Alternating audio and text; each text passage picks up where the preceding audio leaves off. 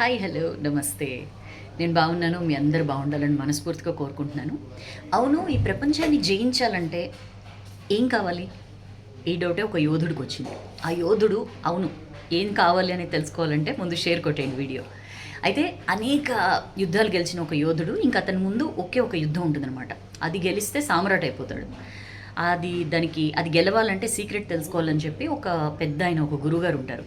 ఆ గురువుగారి దగ్గరికెళ్ళి చెప్తాడనమాట. ఇట్లా మీరు నాకు ఆ సీక్రెట్ చెప్పండి అని.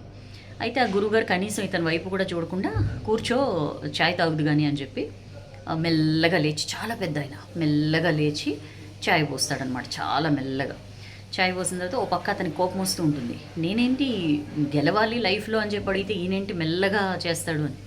సరే ఏం కాదనమాట, ఎందుకంటే అతనికి ఆ సీక్రెట్ కావాలి. సరే కామ్గా ఉంటాడు. ఈ పెద్ద ఆయన ఏదో ఒకటి చిరిగిపోయిన మ్యాట్ ఏదో ఉంటే అది కుట్టుకుంటూ ఉంటాడనమాట. కుట్టుకుంటూ ఆ ఛాయ్ చప్పరిస్తూ కుట్టుకుంటూ అట్లా ఉంటాడు. అతను అలానే కూర్చుని ఉంటాడు. ఆ తర్వాత మళ్ళీ అడుగుతాడనమాట, నేను వెయిట్ చేస్తున్నాను ఇక్కడ అంటే, ఛాయ్ తాగు చెప్తానులే అని చెప్పి మళ్ళీ లేచి ఒక పెంపుడు కుక్కపిల్ల వస్తుంది. వస్తే దానికి ఆ పాత మిగిలిపోయిన రొట్టె అవన్నీ పెట్టేసి మళ్ళీ మెల్లగా తనదైన పేస్లో మెల్లగా నడుచుకుంటూ వచ్చి మళ్ళీ అది కుట్టుకుంటూ ఉంటే ఇతను ఊగిపోతాడనమాట కోపంతో.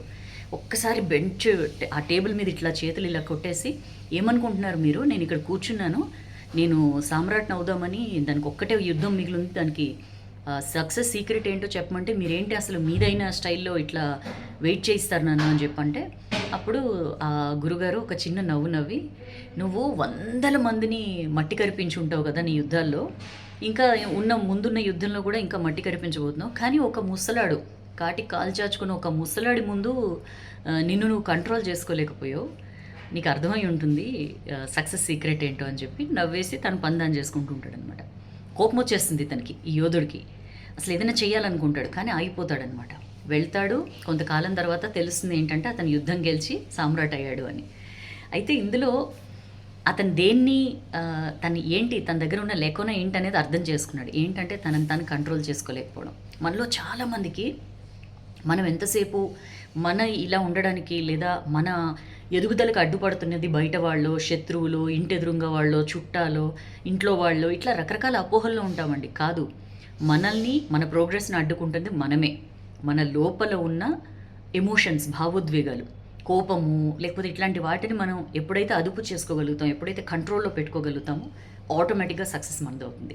చాలా బుజ్జి స్టోరీ, కానీ చాలా లోతైన వాల్యూ ఉంది. మీకు ఈ స్టోరీ నుంచి తెలిసిన వాల్యూ ఏంటో కింద కామెంట్ సెక్షన్లో పోస్ట్ చేయండి. ఎప్పుడు చెప్పేదే, నచ్చితే లైక్ చేయండి, బాగా నచ్చితే షేర్ చేయండి. This is your Soujanya signing off.